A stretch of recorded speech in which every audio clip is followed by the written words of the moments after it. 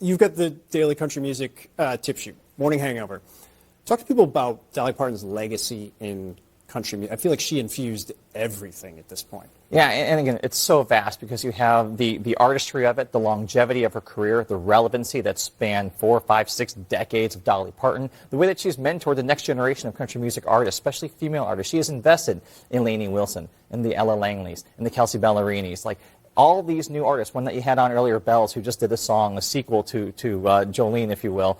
That level of input from someone who is so respected, who even established stars with Grammys on her shelves, get starstruck when she walks in the door, and she always went out of her way to try to pave the way for that next generation of artists. You don't see that oftentimes where the old veterans, if you will, really give a crap about the next guys coming up. They see them as competition. They try to hold them back. They want to take your spot. She never did that. She was the most approachable, inviting, kind. They always say never meet your heroes, but in country music and with Dolly Parton, she's that exception because she is exactly how you would hope she would be in real life. It's not an act. It's not a gimmick. It's authentic. And that's why she's so widely beloved, except for the sociopathic 5% of people. Yeah, we have issues with them. We're going to figure that. We're going to find those people. We're going to find. Scott, Dolly Parton won the Kennedy Center Award 2006, one of the most prestigious lifetime achievement awards ever. The Kennedy Center dealing with some stuff right now, I think, to say the least.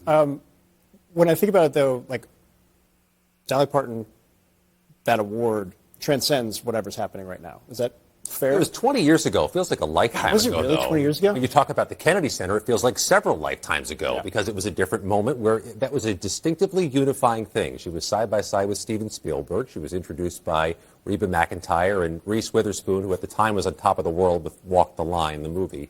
And it was a celebration of the person devoid of politics. It would be wonderful to get back to the Kennedy Center devoid of politics. And, Mike, you mentioned that she's unifying. I couldn't agree more, and it was exemplified today, Phil, when the Republican governor of Ohio and the Democratic governor of Kentucky both lowered their flags in honor of Dolly Parton. And here in Washington, we've all spent time on the Hill. She was invoked for so many legislative efforts, including music tourism, to support that, to champion that, on secondary ticket sales, to crack down on that, and even music licensing. They invoked her experience with I'll Always Love You, as she made more money than Whitney Houston made covering it. Maybe they've got to readjust the economics of that. Both were deserving. She was invoked a lot, I think, because both parties thought she was a North Star. Kurt, you wrote an opinion piece back in 2017. I actually remember this, like your conversion to becoming like a late in life country music fan. I think that passed around a lot of text messages back in the day. You cited the energy, kind of what country music brings to things. Her role in that, but also just like the genre itself. Explain your affinity for it.